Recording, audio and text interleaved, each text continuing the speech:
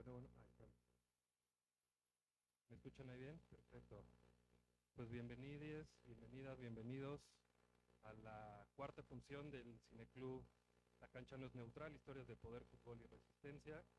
Nos da un montón de gusto que nos hayan acompañado. Primero agradecer a la Fundación Rosa Luxemburgo por organizar esto, por pensar en este ciclo que me parece pertinente, el pretexto para poder hablar de estos temas, y a Salón Rojo, claro, que nos abrió las puertas para esta función. Al final les cuento un poco más de la cartelera, pero quiero primero presentar a nuestro invitado de esta noche. De izquierda a derecha, Alejandra González, especialista en Medio Oriente, docente de la Universidad del Claustro de Sor Juana, nuestra vecina acá, eh, donde imparte clases de comunicación política, representación, inclusión y política en la red. Es licenciada en arte, maestra en estudios de Asia y África y doctora en ciencia política.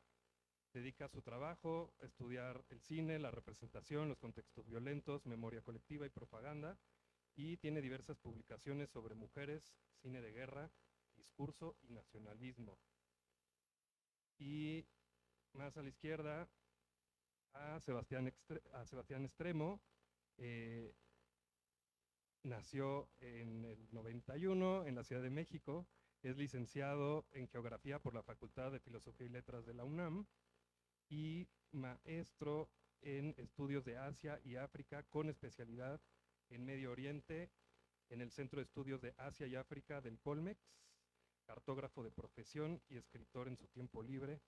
Habla español, francés, inglés con fluidez, maneja un nivel intermedio de ruso e italiano y ha estudiado árabe, serbio, turco y alemán, nada más. Y ya nos contará seguro alguno más. Es autor del Atlas Topónimos, Memoria de los Pueblos en el Territorio, y del libro de crónicas En estado de viaje, Crónicas al Extremo. Su vida académica se ha dedicado prácticamente en su totalidad al estudio del Kurdistán y el Medio Oriente. Ha colaborado con editoriales de Francia, Puerto Rico y México para la elaboración de cartografía temática. Pido un aplauso para nuestros invitados. Eh, bueno, pues yo quisiera arrancar, bueno, están un montón bien contentos por, por esta película. La verdad es que traíamos un montón de ganas a Panají. Les doy un poco la ficha técnica así muy rápido. Como vieron, dura hora y media, 93 minutos, y fue filmada en 2005, estrenada en 2006. Eh, Jafar Panahi es un cineasta iraní. Y bueno, no, este, yo traigo aquí un par de cosas para arrancar y un montón de dudas que, no sé ustedes, pero que ahora que la vi por tercera vez, me surgieron un par de dudas más. Este, Digo, quisiera arrancar un poco con temas así de la película, un poco de Panahi, de cómo pues, ha sido un cineasta que ha trabajado pues una gran parte en la clandestinidad. O sea, siempre ha sido un cineasta incómodo para el régimen. Eh, Trabajar con él, o sea, los productores, actores saben que pueden en cualquier momento ir a la cárcel. Son, pues, finalmente cast and crew comprometidos con el arte y con la política y con la visión de Panahi. Panahi eh, empezó muy joven siendo asistente de Abbas Kiarostami, no sé si lo ubican, es gran cineasta iraní, eh, que ahora hace poco, si no me equivoco, fue el que le cayó una bomba cerca de su casa. ¿Ustedes saben de eso? Sí, su casa quedó afectada en los bombardeos ahora de la gente naranja, del cine naranja. Y bueno, nada, hay un montón de cosas, pero quisiera ya más bien pasarle el, el micrófono a nuestros invitados. Y bueno, es que tengo acá un par de preguntas, pero bueno, abramos. Muchas gracias. Ah, Bueno, Panahi es uno de los directores más conocidos en Occidente y justamente empezó a ser incómodo desde El Círculo. Es una película que todo es circular, ¿no? Entonces el movimiento de cámara, la historia, todo es circular y ahí empezó a hacer, bueno, ahí descubrió cuál era su nicho, ¿no? Que es crear para la Berlinale, ¿no? O sea, Panahi lo que quiere, sabe que su público va a estar en el extranjero, entonces crea para ellos. Adentro de Irán, lo ven, adentro de Irán ven todo, ¿no? O sea, la censura es inmensa, pero nada les detiene y ven todo, ¿no? O sea, vieron Argo, no sé si se acuerdan de la película de Affleck, sobre Argo, sobre la toma de la embajada. Entonces vieron esa que evidentemente debería estar prohibidísima dentro de Irán porque habla muy mal del régimen. Entonces, bueno, ven todo, pero dentro de Irán no es su público porque justo retrata como historias que son realidad, ¿no? O sea, las mujeres no pueden entrar al estadio, pero no es la cotidianidad de la mayoría de la población. Entonces, es, es incómodo porque habla de esas historias que no son lo cotidiano, pero existen, ¿no? Entonces, y justo en esta película fue que empezó a importarle muy poco la técnica, ¿no? O sea, como deja la belleza, deja de fijarse en los encuadres, este, si el plano es larguísimo, que es una de las características de Kiarostami, ¿no? Kiarostami son los larguísimos planos, bellísimos, cada vez más grandes, ¿no? La escena del niño subiendo en la casa del amigo es preciosa, ¿no? Y justo a partir de esta película es que Panají como que se libera de eso y se empieza, ay, este, y se empieza a concentrar en contar historias que después, y fue en Taxi Terán donde también empieza él a ser el protagonista de las historias, ¿no? Y él no solo, en Taxi Terán empieza él no solo a ser el director, sino a ser el conductor de los filmes, y entonces en todas las películas sale a partir de ese momento manejando un coche como con este juego de estarnos llevando por la historia. Y además hay un término que Hamid Pabashi acuñó justo a la muerte de Kiarostami, que es el fantasy, ¿no? Que es la combinación entre hechos y fantasías, que ocurre mucho en el cine iraní, que parece que estás viendo un documental, que parece que estás viendo una historia real, eh, y que sí tiene algo de realidad, pero en realidad es fantasía, ¿no? Una de las películas, de mis películas favoritas es Manzana, de Samira Mahmoudbaf, en la que recrea una historia con las personas que la protagonizaron, que eran dos gemelas que estuvieron encerradas durante 12 años, que no sabían hablar, que caminaban muy torpe porque estaban encerradas, ¿no? Entonces, bueno, las descubre el DIF iraní, y las rescata. Y Samira logra que graben que accedan a protagonizar la película, ¿no? Entonces, como que recrean su historia, pero ahora es una ficción porque las está siguiendo, ¿no? La cámara. Entonces, es esto, ¿no? Como esta película de repente como que parece un documental, ¿no? Y el resto de las películas de Panahi parecen un documental. También con esto es que se libera de la persecución de la belleza para concentrarse en las historias que también no, bueno, no sé si vas a hablar de eso, pero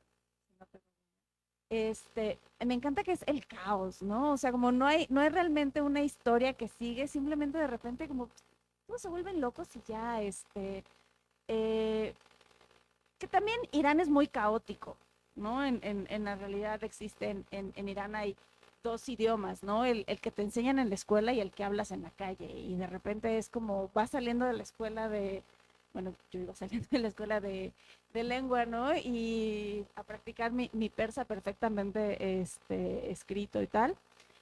Y no entendía un carajo de lo que me decían en la calle porque hablan, ¿no?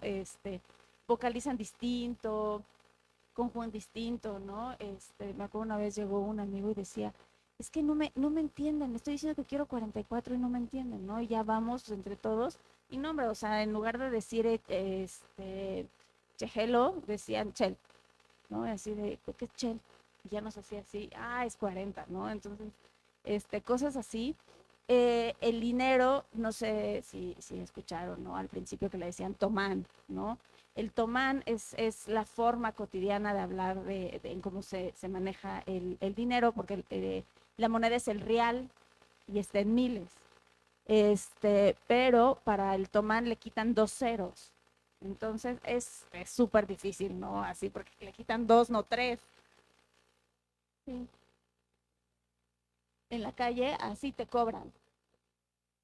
Como el nuevo peso, ajá, el nuevo varo, ándale, exacto, así, pero en lugar de 3 le quitan 2 ceros. Entonces, no, así te dan, yo de plano así les abría la cartera, ¿no? Así de cóbrame, ¿no? Y la verdad es que creo, creo que nunca me robaron, pero no puedo estar segura porque, o sea, sí, además, en lo que te acostumbras a el idioma, el dinero, ¿no? Pues te pierdes. Y también el código de vestimenta, uno es el que dicen y otro es el de la realidad. Este, Porque la chica que se pone el chador, que es como la gran sábana negra, ¿no?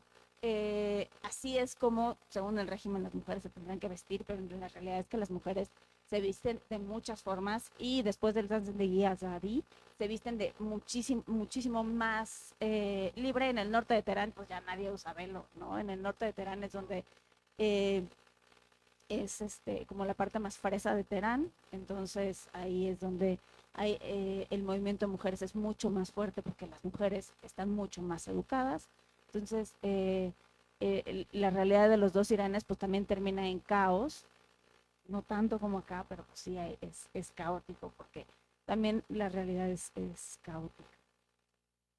Bueno, primero que nada, gracias por venir. Segundo, si en algún momento hay como una arqueada de estómago, no se asusten, solo estoy un poco enfermo, pero todo está bajo control. Tercera cosa que quisiera preguntar es, ¿cuál es la diferencia entre, o sea, cómo decían en persa parlar y la otra? Porque ves que dice en la película, así como vamos a hablar, obviamente yo no sé cómo. Ah, bueno, es que ver esta película sabiendo persa estar más, como, como le da más cosas, ¿no? Bueno, dicho esta breve introducción, a mí cuando Eduardo me dijo, oye, ¿quieres participar aquí en el ciclo de este ciclo? Yo dije, sí, ¿por qué no? O sea, a mí me gusta un montón el fútbol y como que se me había asignado una película. Y después Eduardo me dijo, oye, ¿tienes otras que propongas? Y de hecho la única que propuse fue Offside. A mí me encanta esta película. Me encanta esta película por múltiples razones, ¿no? Voy a ir primero, o sea, primero digamos de lo más serio y después al fútbol. Lo primero, pues a mí me gusta mucho en el cine, no sé si solamente de persa, pues, pero pasa mucho en este tipo de películas, en el cine yugoslavo, etcétera, como esta onda de que cada personaje, como en Rojo Amanecer, ¿no? Cada personaje representa a una parte, digamos, de la sociedad, ¿no? O no toda la sociedad, pero algunas partes. Y eso, por ejemplo, se ve, me parece muy interesante con los oficiales, ¿no? Como, o los soldados, pues, ¿no? Como unos vienen más del interior, digamos, ¿no? De provincia, ¿no? Uno muy, muy emocionado por un jugador que ni siquiera está jugando, ¿no? Así, pero es como parte de su orgullo, ¿no? Otro, pues que ni le gusta el fútbol, y digo, para que yo diga que me genera ternura un soldado, pero da ternura, pues él no quiere estar ahí, él no quiere, él protege a las muchachas como puede, y él está pensando en su mamá y en sus animales, ¿no? Ni le gusta el fútbol, ¿no? Como súper humilde, como que también las muchachas, ¿no? Como unas que son de Teherán, otras que vienen de más lejos, ¿no? Como muchos detalles que estoy seguro que, porque los subtítulos siempre se pierde información que el que subtitula considera que no es tan importante. Y a mí eso, cuando sí entiendo la película luego, me molesta mucho porque con esos detalles está también la riqueza de la película, ¿no? Y y pues sí, o sea, en ese sentido esta película me gusta mucho. Como yo, por ejemplo, yo no soy especialista en cine, solamente veo cine, pero por ejemplo vi la última de Panají y por ejemplo no me gustó. Sí dije, esto ya es demasiado hecho para gente no iraní, o sea, como un final súper moralino, como, bueno, véanla, ¿no? Pero me pareció espantosa. En cambio, esta o la de Globo Blanco también es de él, ¿no? Como, no sé, como que tiene una forma de narrar la historia que me parece muy única y por eso esta película me parece linda. Pero otra razón por la cual esta película me parece muy, muy linda es justo tiene que ver con este caos. Yo soy muy aficionado al fútbol, yo le voy al Atlas de Guadalajara. Y el Atlas estuvo 70 años sin ser campeón. Yo estuve en Guadalajara el mes que estuvo el Atlas. Y todas, cuando yo veo esta película, no la había visto desde hace tiempo, cuando la veo de nuevo es que digo, es que así es. O sea, no está, o sea, cualquiera que le guste el fútbol sabe que así es. Así es la cosa, ¿no? Como el otro día, por ejemplo, fui a ver al Atlas contra el Cruz Azul con un amigo. Y mi amigo, pues no es tan futbolero. Y me decía, pues, yo entré y empecé a gritar y que arriba el Atlas y la barra y viendo quién está. Y mi amigo me decía, es que ir al estadio tiene que ver todo antes que de ver el partido de fútbol. Y le digo, claro, uno va al estadio a cualquier otra cosa, ¿no? O sea, muchas cosas. Entonces justo cuando en la película hablan de por qué se exponen, por qué vienen acá pues se exponen a cuestiones legales, cuestiones con la familia, todo, pierden dinero, pierden su celular, todo para no ver el partido. Y es como, no, es que no estás entendiendo, no estás entendiendo. O sea, claro que ellas querían ver el partido, pero es ser parte de algo que es muy grande, ¿no? Que es mucho más grande que, o sea, si les contara, y no les voy a contar, pero si les contara las cosas que he hecho para ir a ver al Atlas, de las cosas que yo me he salvado, por ejemplo, lo de Querétaro, no se acuerden, yo estaba ahí. O sea, como, y luego te dicen, ¿cómo te expones a esto? O sea, la cantidad de veces que me han golpeado, que me han perseguido, etcétera. Y yo lo sigo haciendo. ¿Por qué? Porque por la misma razón, por eso yo veo el reflejo, por la misma razón que ellas se expusieron a todo esto, ¿no? Y ya después uno paga las consecuencias y dices, ay, o de la que me salvé, o qué tonto, ¿no? O sea, pero por eso esta película me fascina, o sea, como persona que le gusta el fútbol, me parece que lo retrata súper bien. Y, por ejemplo, el hecho de que sean protagonistas mujeres, obviamente estaba el punto de la película, que es, me parece, creo que desde el 2019 ya pueden ir al estadio, no estoy 100% seguro. Según yo ya pueden, pero no sé.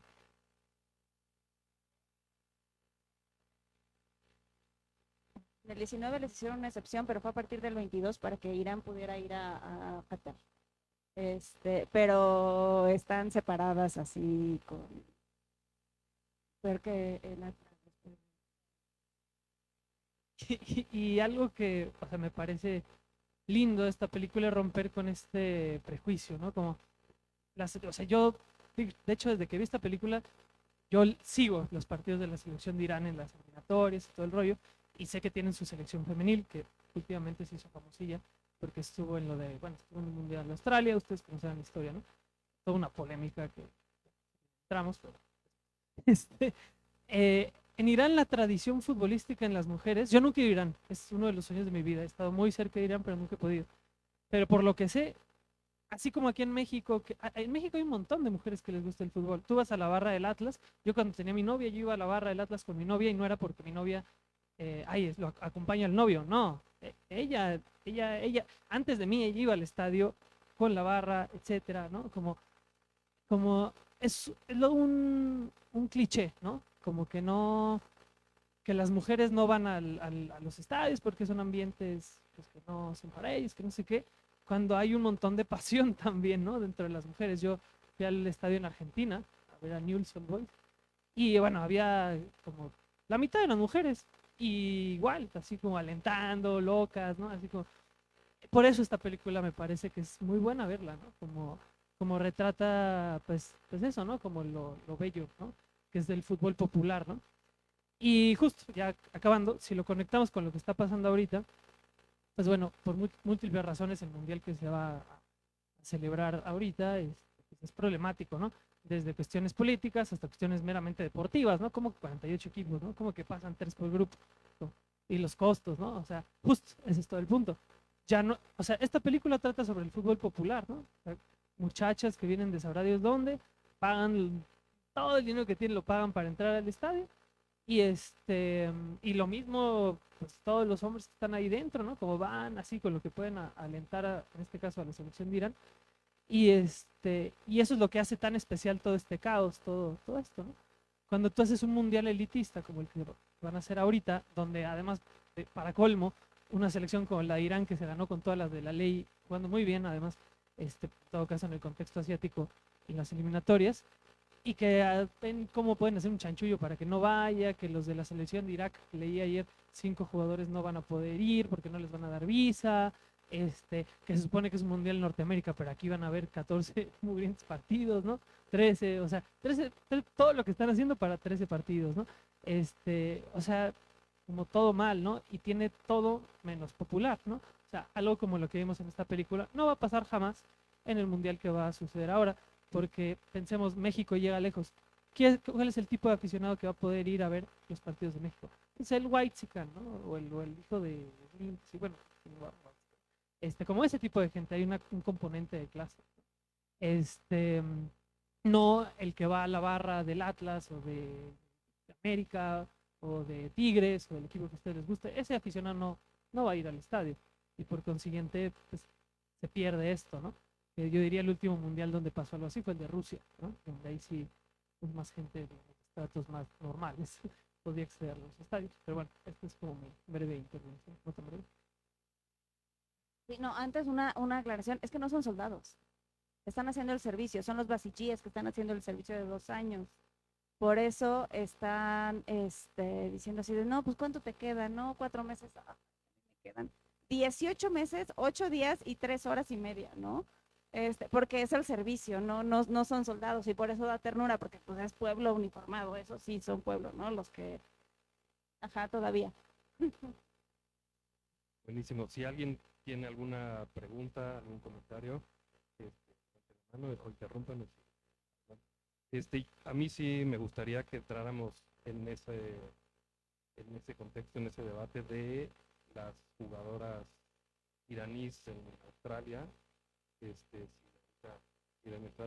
y yo me encantó, yo no conocía este término del fantasy, y yo en los apuntes que traía justo era esa como de que me parecía que entre esta estafeta, no sé si llamarla así, no sé ustedes qué piensen de Kiarostami, que eso también ella me dijo que yo decía Panaji, y es Panaji, ahora ya también sé que es Kiarostami, ok. Como esta frontera muy diluida como entre algo que se ve muy documental, pero también muy fantasioso, algo que no sé si está forzado, pero es una especie de realismo mágico iraní, donde es como con muy pocos elementos, casi minimalista, hay una cosa bien mágica y de pronto eso fantasiosa, ¿no? Con bien poquitos elementos y siempre como o casi siempre con o niños o personajes muy, este es el caso, ¿no? O sea, no hay nadie maloso, digamos, no hay, o sea, todos son, yo creo que suficientemente complejos, pero sí de pronto dulces, lindos, como no sé, como decía un poco Sebastián, de el cine popular, ¿no? Como es la gente, todo es un caos, pero digamos, no sé, hay como, no sé llamarlo buena onda, pues, ¿no? Y eso por un lado, ¿no? En los personajes y en el contexto, y yo me fijé en algo que no me había fijado, y no sé si ustedes sepan, o allá, ustedes, una de las chavas trae una gorra que dice 1862 y le busqué y no sé si es una fecha o ahí Panají quiso decir algo, no sé si ustedes tienen rastreado ese año o algo así, ¿no? Por allá no. Me pareció como así, no sé, lo busqué, pero no encontré nada. Bueno, eso, tenía esa duda de, me gustaría seguir por si sigue vigente, aunque ya no lo respondiste, no sé si un poco ampliar el contexto de la prohibición de las mujeres a entrar al estadio. Cuando hablamos, me diste un poco de contexto de cómo, de dónde surge culturalmente la prohibición. Eso algo me gustaría, como, más allá de que si sigue vigente o no, de dónde surge, y también por allá lo de la sección femenil. Bueno, pues me voy a poner un poquito teórica, pero eh, esta onda del cuidado de las mujeres viene de la separación de la idea de nación. La idea de nación es femenina y masculina, que el batán y el melat. El melat es la hermandad musulmana, la hermandad de la nación, ¿no? Las personas que conforman eso, y esos son los hombres. Los hombres son los que conforman la hermandad de la nación, y el batán es la nación, la parte femenina de la nación, y es lo que se puede poseer, el territorio, los recursos y las mujeres, porque las mujeres somos posesión, somos poseíbles, ¿no? Y esto no, o sea, tengo los nombres de Irán porque a eso me dedico, ¿no? Pero esta separación existe, ¿no? O sea, todavía yo tengo amigas casadas que se ponen de el apellido del marido porque es la posesión de, ¿no? Las mujeres somos domesticadas. Entonces acá hay una sensación, ¿no? Que todo el tiempo las están cuidando, porque hay que cuidarlas. La parte femenina de la nación es lo que hay que cuidar. Entonces, no entran al estadio porque los hombres son unos neandertales que no se pueden controlar, que no les sirve, nunca desarrollaron el lóbulo frontal. Entonces, como no se van a controlar, e incluso el viejito al inicio en el minibús dice, es que yo voy ahí para gritar lo que se me antoja, ¿no? Y para hacer, liberarme de cualquier límite o autocensura y decir todo. Lo que están haciendo es cuidar a las mujeres, y muchas de las políticas en Irán, ¿no? La imposición del velo también tiene que ver con el cuidado, ¿no? Fátima Mernissi, que es una autora feminista marroquí, explica que el chador es la primera derrota del Islam, porque el Islam en teoría fue la revelación que vino a enseñar el autocontrol, el cuidado, el aprender a respetar, ¿no? Entonces las personas musulmanas en teoría deberían de ser capaces de regularse a sí mismas y estar en absoluto control. Por eso es la prohibición del alcohol, porque el alcohol pues, te duerme el changuito del óvulo y pues, no tienes control sobre ti. Entonces, como no había tal control, la decisión fue velamos a las mujeres musulmanas, y entonces ya podemos identificar quiénes sí son respetables y entonces a quién sí hay que respetar, y por eso es el velo, ¿no? De hecho, chador significa tienda de tent, de campaña, ajá, ¿no? Entonces es la tienda, como la reclusión portable, es la casa. Las mujeres nunca dejan de estar en la casa porque llevan el velo. Entonces, eso es que las hace que sean sujetas de cuidado, ¿no? Y que en realidad pues, son objetos, ¿no? Entonces, todo el tiempo este cuidado de, y si fuera tu hermana, ¿tú no la cuidarías?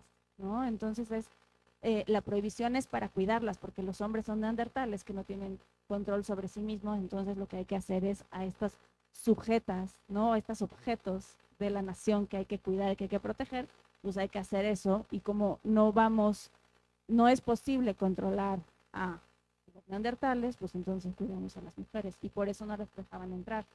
Pero en el 19 con Rouhani, parte de los acuerdos nucleares también incluía la armonización de ciertos acuerdos internacionales, que aunque la CEDAW se firmó con Khatami, no, la verdad es que nunca se armonizó y nunca se realmente aplicó, pero después de los acuerdos nucleares, parte era que hubiera cierto libertad, ¿no? Y acceso a derechos de la población, entre ellas las mujeres, porque ahí sí somos parte de la población, y entonces se les permitía entrar a los estadios. Muchas veces eran justo para partidos de mujeres, o se televisaban, ¿no? Justo en el 19 fue un gran partido, no me acuerdo, no, fue en el 18, ¿en qué año fue? El 18 de Rusia, en el 18. En el 18 lo que hicieron fue, justo en el estadio Azadi, que es que es el gran estadio de Teherán, proyectaron el partido, y ahí fue donde entraron las mujeres por primera vez. Y después, para el 22, una de las condiciones que puso la FIFA para que Irán pudiera ir al Mundial es que quitaran la prohibición. Y entonces lo que hacen es como separan a las barras, así con rejas, y hay policía ahí, las mujeres tienen que estar veladas adentro y todo, pues ya pueden entrar al estadio. separadas de los neandertales, pero ya pueden entrar. Sí, ahorita me quedé pensando de un dato que salió en la película que dijiste la gorra, pero no de la gorra. Cuando dice la muchacha que ella está ahí porque ella era prima de un muchacho, fue porque en esas eliminatorias, o sea, Irán fue el Mundial del 98, ¿no? Ese Mundial estuvo muy bueno porque fueron contra Yugoslavia y contra, bueno, Alemania y contra Estados Unidos y le ganan a Estados Unidos. Después no van al 2022, no me acuerdo quién los elimina, pero los elimina Irlanda en un repechaje, 1-0. 2002, ajá. 1-0. O sea, Irán siempre, y ya desde ahí han ido todos, si no me recuerdo. Pero en 2006 era así como, wow, ¿no? O sea, Irán, o sea, la pasión que se ve en el fútbol iraní es como, diría yo, como en América Latina, ¿no? O en el este de Europa, ¿no? Y justo hubo un partido eliminatorio contra Japón y hubo una como, pues ya vieron, creo que lo retrata bastante bien, ¿no? Como eso que nos gusta tanto también es muy peligroso, ¿no? Esta cuestión de pues, las rejas y todos ahí metidos, pues, no cabe un alfiler. Y eso en cualquier momento cede. Y pues obviamente eso que nos gusta tanto también ha generado pues muchos accidentes. Y uno de ellos fue en un Irán-Japón, que hubo una avalancha y se murieron, creo que dijo 7, ¿no? Entonces eso, un dato curioso, ¿no? Que ahorita me acordé. Lo de la selección de fútbol iraní, femenil, como historia, es algo que como yo tengo una columna deportiva, y hace poquito escribí justo un artículo sobre el deporte femenil en general, ¿no? En el fútbol, porque ubicarán al árbitro Katitzel, ¿no? Que yo, básicamente mi columna decía, pues, sí, se equivocó en un partido de Pumas, sí se equivocó, la verdad es que sí se equivocó, pero cuando se equivoca ella, es contra todo un género, y cuando se equivoca un hombre, pues nada, él es un imbécil, ¿no? Pero no todos, ¿no? Y cuando yo objetivamente viendo, digo, por ejemplo, el otro día contra el Atlas ella arbitró y no nos marcó un penal, ¿no? Pero ponle tú que es mala, pero es igual de mala que todos los otros árbitros, no es particularmente más mala, ¿no? Y por ahí va la crítica, ¿no? O sea, el fútbol femenil iraní no es bueno, ¿no? Compiten, que eso ya es bastante, pero no es bueno. ¿Pero por qué no es bueno? No porque ellas no sean buenas, sino no por una cuestión estructural, ¿no? O sea, México iba a los mundiales en 1930, 1934 y siempre perdía 6-0, 4-1, 7-0. Se tardó como 40 años en empatar su primer partido y fue hasta el Mundial de México que ganó su primer partido. 40 años en ganar un miserable partido, un país que iba a todas las copas del mundo. ¿Por qué? No porque los mexicanos en esencia fueran inferiores a los uruguayos, a los argentinos, a los brasileños, o a los yugoslavos, o a los alemanes, lo que sea. No, pues por una cuestión de infraestructura, del desarrollo del deporte, de formarlo, de profesionalizarlo. Entonces, si el deporte femenil de fútbol en Irán no está profesionalizado, pues es normal que tengan esos resultados. Pero la pasión, ahí está. ¿Me explico? Como eso es algo muy a tener en consideración. Lo mismo pasó con los hombres. Recién ahora ya han ido pues, teniendo mejores resultados, jugando mejor. Pero estos jugadores de los que hablaban, Mahdavikia, Ali Daei, como todos ellos eran, Mahdavikia, por ejemplo, jugó en el Bayern, no me acuerdo de él, buenísimo. Pero eran los primeros, ¿no? O sea, toma tiempo, toma rato eso, ¿no? Eso por un lado. Entonces la selección femenil de Irán pues va a Australia cuando está pasando todo lo que todos saben que está pasando, ¿no? Yo lo único que tengo que decir al respecto, o sea, yo no las conozco, no soy quien para dar una opinión sobre lo que ellas piensan porque pues, no tengo el contexto suficiente, no sé persa, no lo sé. Lo que sí puedo hablar al respecto es cómo los medios de comunicación o las películas o ese tipo de cosas lo que hacen es generar narrativa, ¿no? Y esas narrativas buscan como influenciar la opinión popular hacia un lado al otro. Entonces, estas muchachas, yo no sé si se querían quedar en Australia, no tengo idea. Pero por un lado veías la propaganda diciendo, no, Australia, los derechos, salvando a estas mujeres que quieren ser salvadas, que necesitan ser salvadas, ¿no? Y por el otro, yo en Twitter sigo una muchacha que es todo lo contrario, siempre para cotejar, ¿no? Y ella decía, no, Australia las secuestró, Australia ellas no se querían ir, están en el camión y ya se quieren ir, pero las están presionando para que se queden. Uno, ¿cómo va a saber?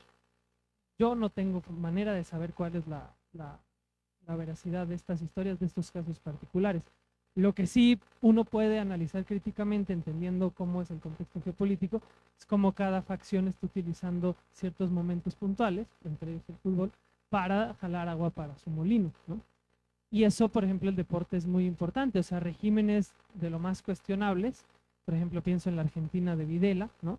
En el Mundial 78, pues cómo lavan su imagen por medio del deporte, o los Juegos Olímpicos, ¿no? O sea, a los rusos los expulsan, que por dopaje, no dudo que estén dopados, pero ¿quién decide qué es dopaje y qué no es dopaje? Porque los estadounidenses o los europeos, los eurooccidentales, pues también se meten un montón de cosas que serían cuestionables en términos de dopaje, ¿no? Entonces, ¿quién decide qué es dopaje y qué no? ¿Por qué a Occidente no le conviene? ¿Por qué Rusia va a los Juegos Olímpicos y siempre, junto con China, gana todo, ¿no?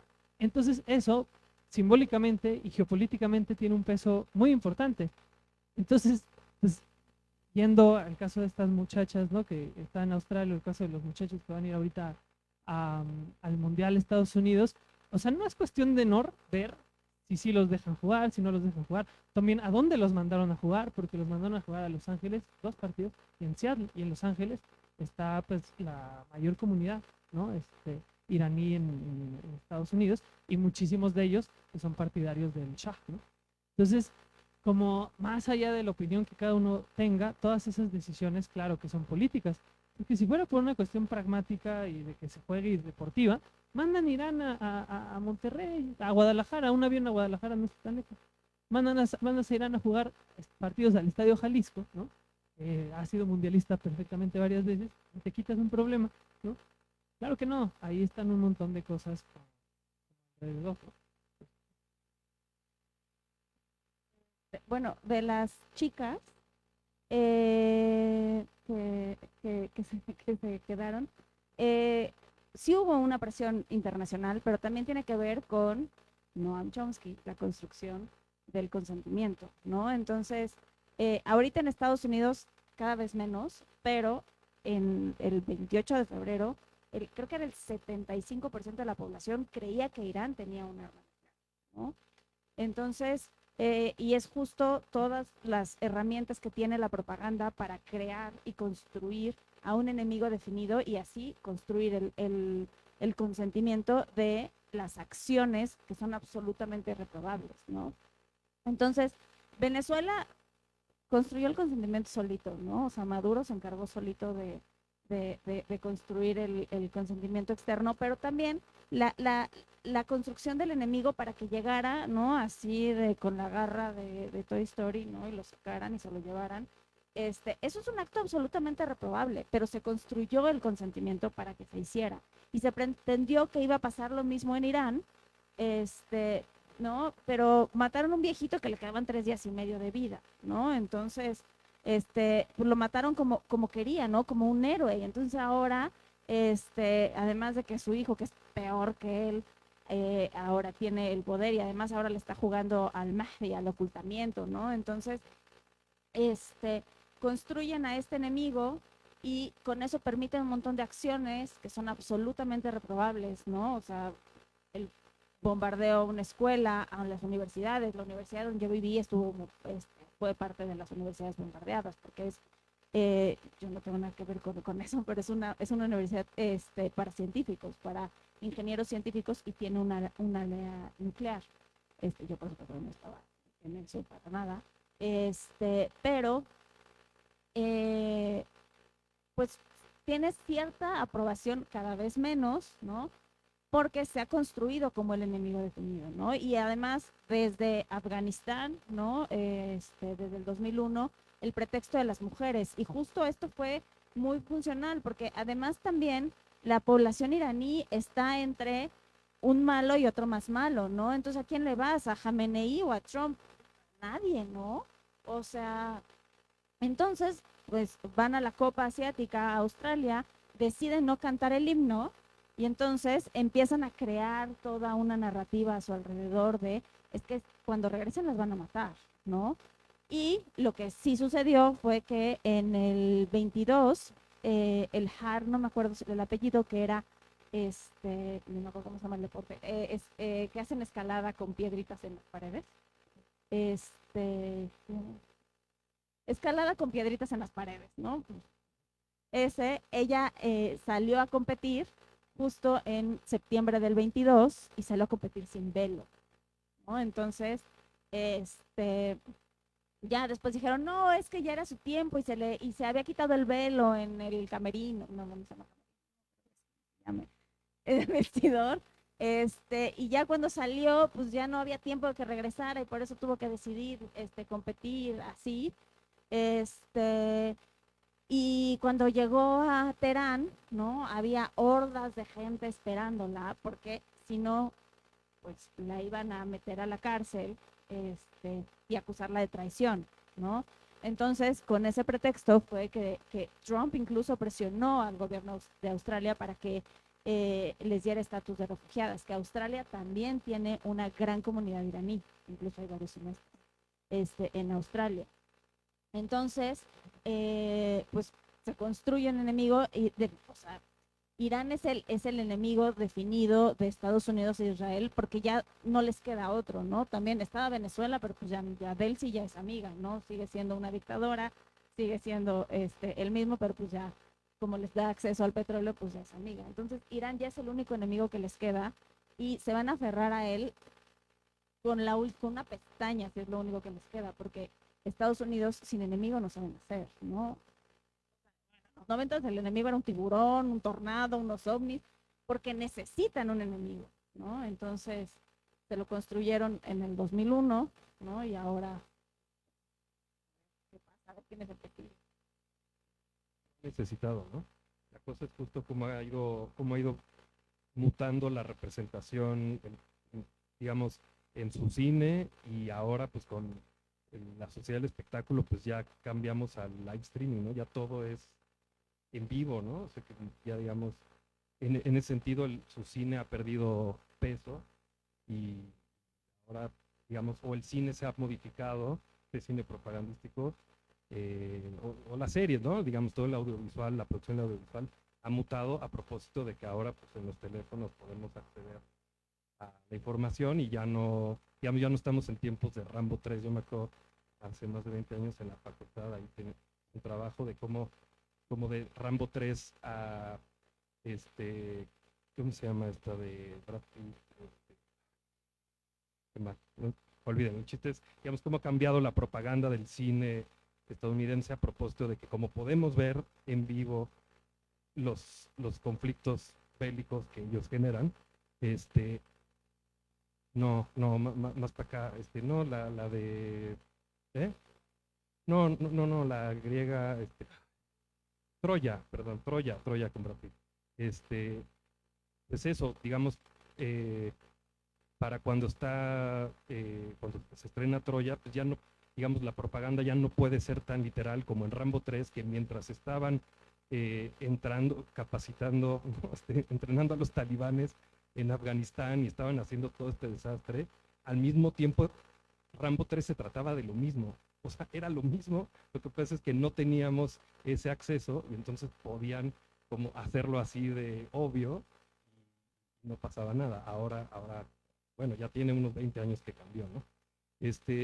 Y bueno, quería un poco como en esto que abren ustedes de cómo lo que decía Sebastián, ¿no? De, digamos, cómo los grandes medios corporativos, de cómo tener la certeza o la veracidad del testimonio de estas chavas en Australia, pues eso, ¿no? Los grandes medios corporativos no, digamos, abonan a garantizar el acceso de la población al derecho a la información, sino se dedican a moldear opinión pública, ¿no? Entonces luego brincar eso, y por ahí va un poco como no sé si pregunta, pero digamos, cómo entrarle a un país tan lejano, teniendo, digamos, toda esta brecha de, pues sí hay muchos medios y todo, pero están llenos de propaganda, e incluso este cine tan padre, pues justo ahora, ¿no? Tú decías, pues no me gustó la última de Panají, pero bueno, fue premiada en el festival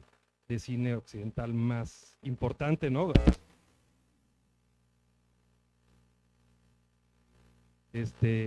Ganó la Palma de Oro, ¿no? En Francia, que es pues, el festival más importante de cine de Occidente, ¿eh? Y el Oso de Plata y nominación al Oscar, en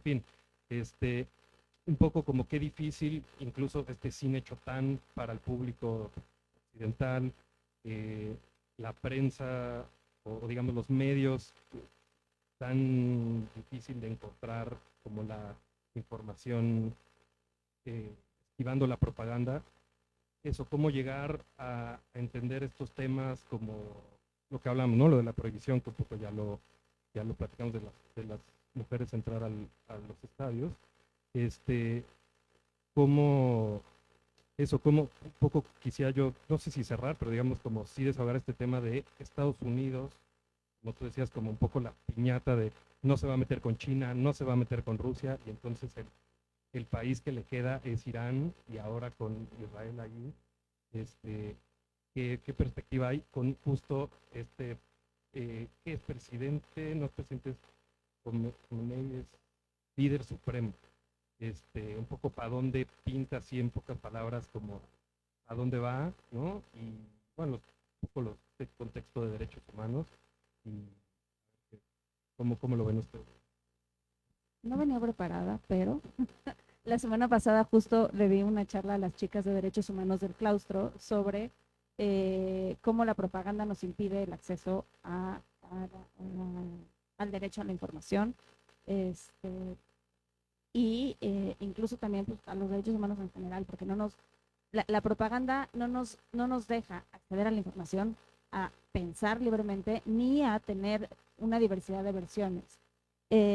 Entonces, bueno, el punto número 1 de Chomsky justo es, para construir consentimiento hay que ver, hay que entender a los medios y que los medios son conglomerados del poder, ¿no? Y todos se sientan en la primera, bueno, en la segunda fila, porque ahora en la primera fila están la tecnooligarquía, y entonces se sientan en la segunda fila de Trump, ¿no? Los dueños de los medios, ¿no? Siempre son amigos de los presidentes y siempre van moldeando la forma en que entendemos al mundo, porque incluso, o sea, bueno, Noam Chomsky siempre lo ha dicho, ¿no? El primer medio que consulta es The New York Times. ¿Y de quién le pertenece el New York Times? A los mismos que todos los demás, ¿no?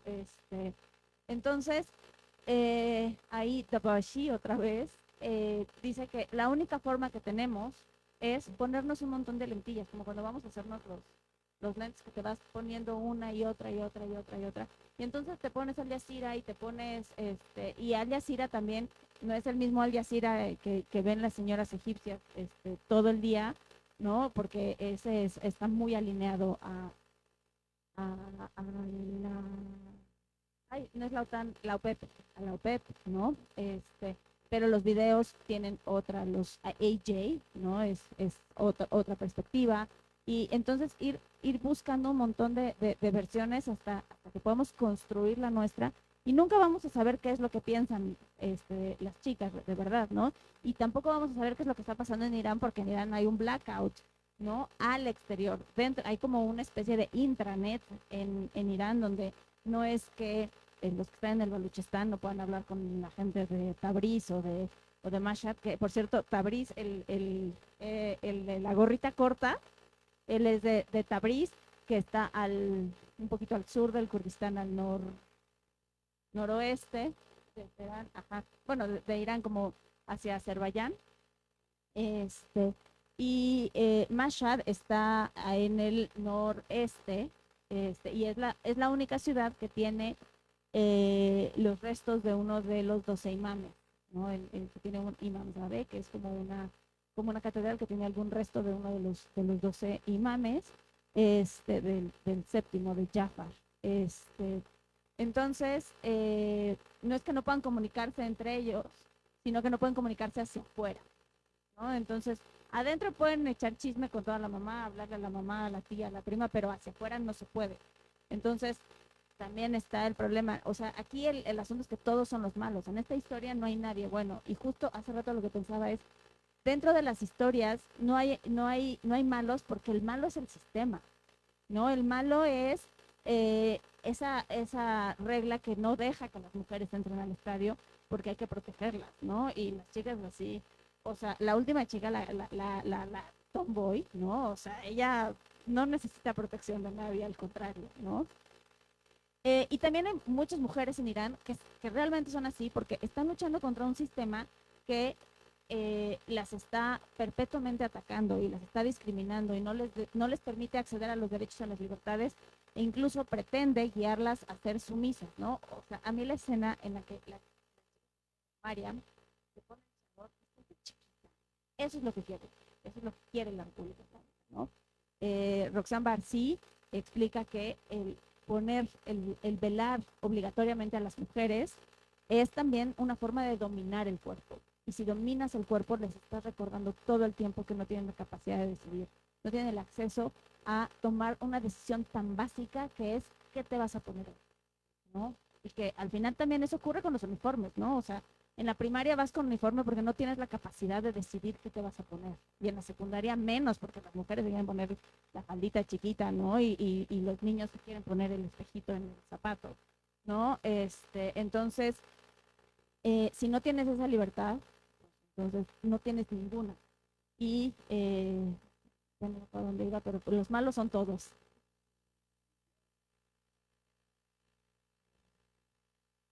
De lo que decías justo en la escena donde llega la muchacha y se sienta al lado del que lo tiene con sus animales, y pues lo empieza a cuestionar y pues él mismo sabe que es absurdo, no tiene sentido. Él solo sigue órdenes. ¿Y por qué si lo sigue órdenes? Porque tiene que estar ahí, porque si no, adiós animalitos, y se va a quedar ahí toda la vida, ¿no? Es completamente absurdo. Justo el malo de la historia es el que después llega con el zombie, ¿no? Bueno, estaba pensando o sea, justo voy a llegar a la pregunta, ¿no? ¿Cómo darse una idea? Por ejemplo, en el fútbol, bueno, en la selección de fútbol iraní, hay un delantero, que se me fue el nombre, creo, es muy bueno, juega en Alemania, en el Bayer Leverkusen. Él no quería, o sea, él ha tenido problemas con la federación iraní porque él está en contra del régimen. Entonces también muchas veces dentro de las mismas selecciones nacionales de este tipo de cosas, pues también hay muchos disidentes, ¿no? Y me pareció interesante en la película, hablan de un futbolista que, el nombre, es el de Masha, y habría que investigarlo porque yo no lo sé, como que no está convocado, pero podría estar convocado, como que lo dejó ahí abierto. Y bueno, las selecciones nacionales de fútbol o el equipo de gimnasia en los olímpicos o lo que sea, al final tú ves las entrevistas. Yo soy fan de la gimnasia rusa, gimnasia rumana. Tú ves las entrevistas que les hacen a las gimnastas, pero sobre todo a las gimnastas. Después, incluso con el orgullo de haber sido representantes de Rumania, de Unión Soviética en su momento, o de Rusia hoy día, y si ves que es una cuestión de Estado, ¿no? O sea, una disciplina férrea. O sea, las rusas no hacen lo que hacen solo porque son muy buenas, no, o sea, es realmente, tienen que ganar esa medalla de oro, o sea, el orgullo del país, los chinos, ajá, y los estadounidenses también, pero con otros métodos, ¿no? Entonces es una pantalla que dan hacia el exterior. Pero también lo que luego sucede mucho con Irán es que, pues nada, como que luego la gente no ve. Irán es un país enorme, es como México. Y en México, pues hay muchos Méxicos, no es lo mismo Sonora ni Guadalajara que Chiapas o Yucatán. Son 4 países distintos. Aquí hay 4 países distintos. Y los que hayan.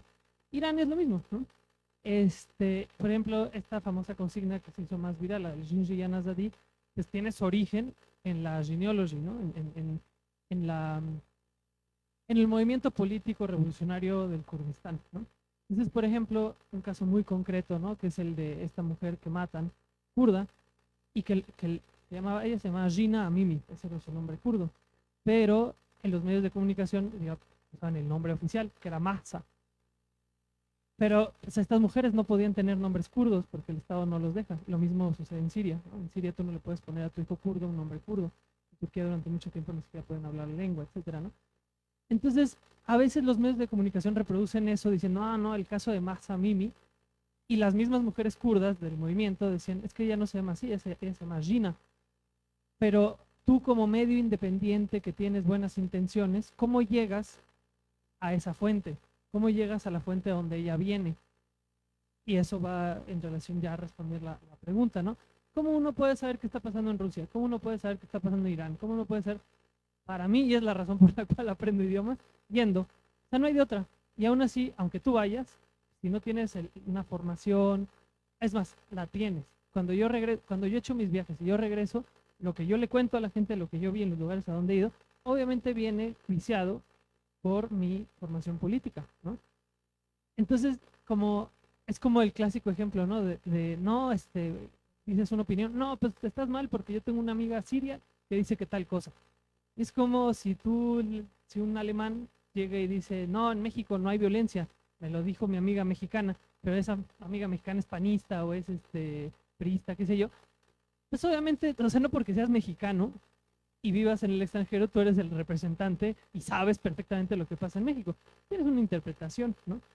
También otro problema de esto es que en general, obviamente no siempre, ¿no? Pero en general, la gente de estos países nuestros, ¿no? Como Irán, como México, que se va a otros países, generalmente es de cierto estrato social, ¿no?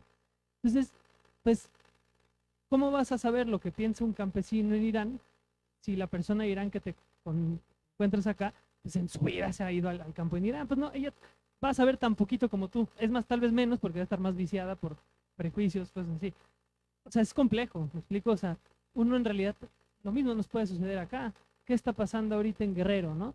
O cómo es la vida en Sinaloa, cómo realmente es la vida en Culiacán, ¿no? Por ejemplo, yo fui, me gusta, me cuentan, ya, ¿no?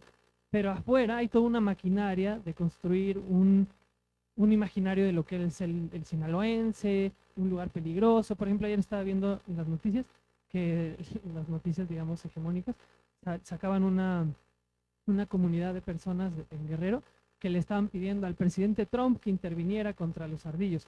Eso es exactamente lo que sucedió en Australia, ¿no? Es construir una narrativa, ¿no? Y están construyendo cosas para que en un mediano, largo o a corto plazo se puedan hacer cosas que ciertos poderes, digamos, quieren llevar a cabo, pero antes ocupas al menos un poquito de aceptación popular, ¿no? Entonces, bueno, terminando, para responder, yo creo que pues obviamente uno nunca termina de conocer lo que pasa en un lugar, porque también no es un tema, ya conoces, no conoces, ¿no? Es un tema ideológico, pero, y desde dónde lo conoces, pero si uno realmente quiere, ¿no? Hacerlo, pues yo lo que diría es que hay que ir al lugar y hay que aprender la lengua, porque aprendiendo la lengua no solamente puedes ir a más lugares de los que normalmente podrías ir, sino que también, por ejemplo, yo ahorita ando estudiando ruso y entré en una obsesión con Chechenia, una obsesión bastante rara. Y ahora yo me meto al Instagram y al Facebook y busco perfiles chechenos, así, o sea, restaurantes o tal, y me pongo a ver qué escriben, ¿no? Como, no sé, para tener una idea, ¿no? Como de qué piensa el checheno promedio. Es lo más cercano, ¿no? La otra es que vuelva a ir, ¿no? Pero, buscar, uno se arregla, ¿no? Pero eso, ¿no?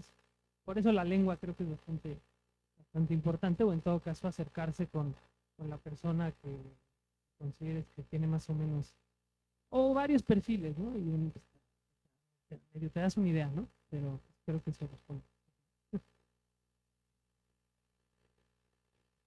No sé si alguien, una pregunta así para cerrar, algún comentario por allá.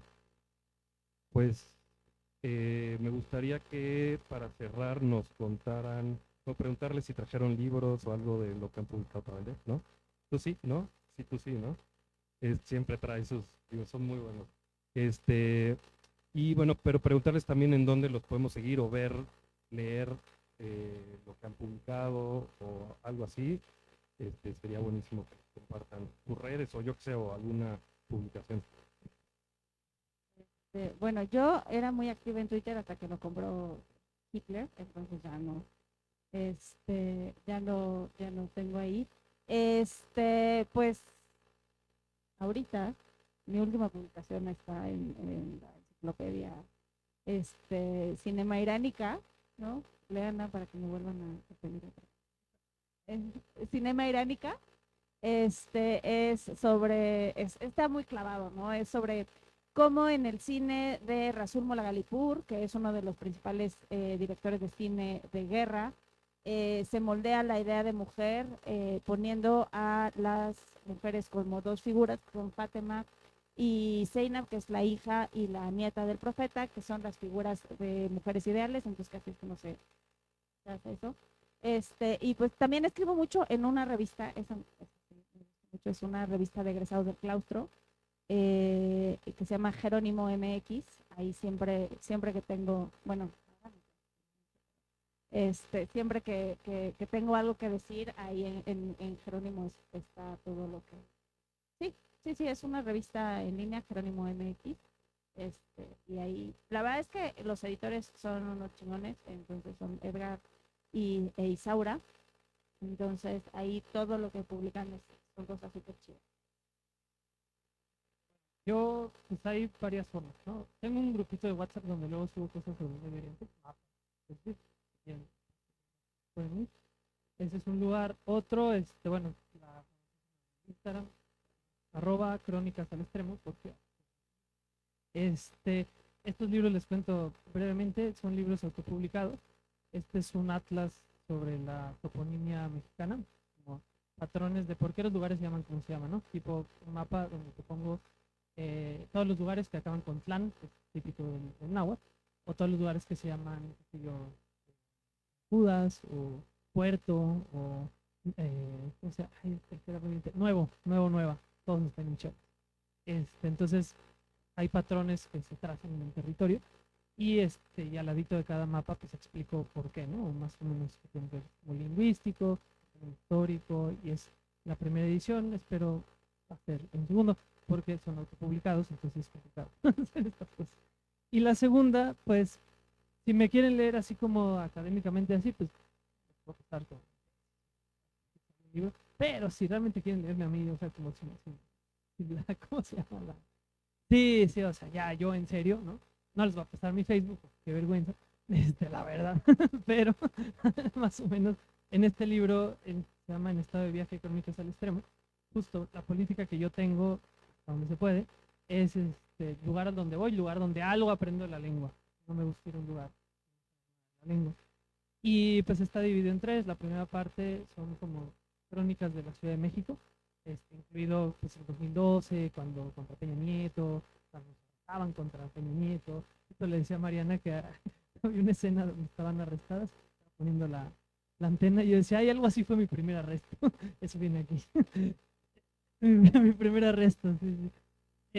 Y vienen cosillas así, ¿no? O historias de la vida cotidiana en Ciudad de México. La segunda son mis viajes por México de aventón, ¿no? Sobre todo en el norte del país, o a Guadalajara, en Chihuahua, Rango, ¿no? Y la tercera parte, que es la que va más acorde con esto, son mis viajes pues, por el mundo, que en este caso básicamente es Europa Oriental, la ex Yugoslavia, y Kurdistán, Turquía. Entonces pues esto viene ilustrado, viene con mapitas, ¿no? Es un lenguaje lo más ameno posible. Y estoy preparando un tercero, todavía no saco, de mi viaje al Cáucaso, Chechenia, Dagestán, Armenia, Georgia. Entonces, si les interesa eso, pues en Crónicas al Extremo ustedes van a poder enterarse de las novedades. Igual se ocupan algo concreto, con mucho gusto. ¿Sí?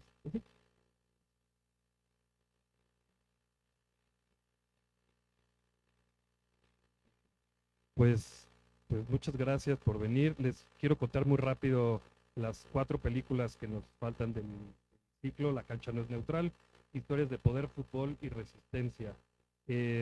Todas las funciones son los miércoles, y el próximo miércoles tenemos Tan cerca de las nubes en las instalaciones de Rosa Luxemburgo, y nuestras invitadas van a ser Paola Villarreal y Perla Acosta de Más Sueños AC. Es el miércoles 20 de mayo. Y en 15 días, aquí otra vez, Los Dueños de Casa, una película, un documental brasileño que nos prestaron Carla Dauden, la directora y productora, muy amablemente. Estamos muy contentos. Está bien bueno el documental sobre todo el tema que pasó en Brasil, que sí fue muy fuerte allá, desplazados, y sobre todo los gastos de dinero en un montón de estadios que quedaron ahí un poco como elefantes blancos muertos. Se gastaron muchísimo dinero. Lo va a comentar Silvia Emanuel y Carlos Acuña.